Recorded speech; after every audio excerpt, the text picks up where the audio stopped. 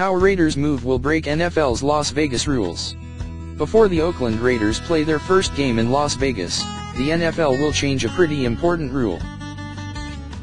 For the first time, the league will allow referees and other on-field officials into the city. Yes, you read that correctly. To guard against even the appearance of a conflict, the league has for decades prohibited its officials from visiting Las Vegas at any point during the season with the exception of personal emergencies or mandatory meetings for their non-NFL jobs. They are allowed to visit in the off-season, provided they inform the NFL office. But even then, they are barred from sports books. Obviously, the in-season ban will have to be lifted since the Raiders' move to Las Vegas was approved 31-1 on Monday.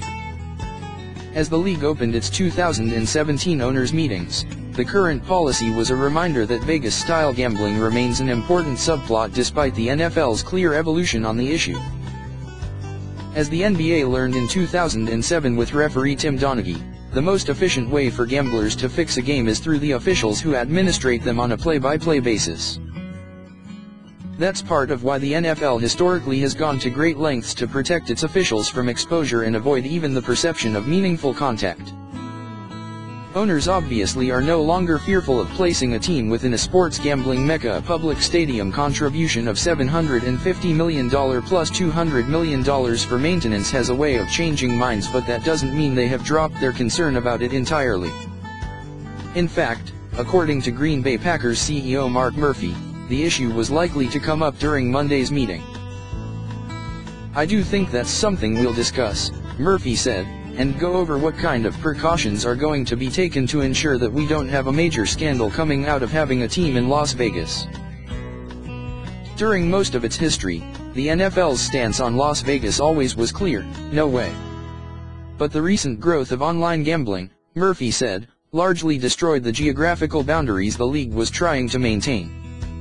Sports gambling isn't just available in Las Vegas. Gambling, Murphy said, is an issue everywhere. The point here is that the NFL hasn't relaxed its previously didactic views on gambling as much as it has recognized a changing landscape.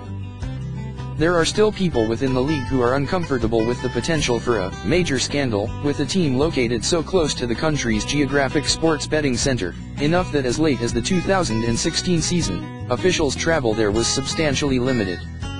That particular restriction will now have to be changed.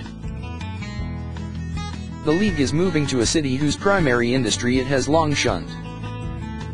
But as we sit on what feels like a major turning point in league history, it's important to remember the NFL's responsibility to maintain the credibility of its games because its officials will soon be allowed into America's Sin City.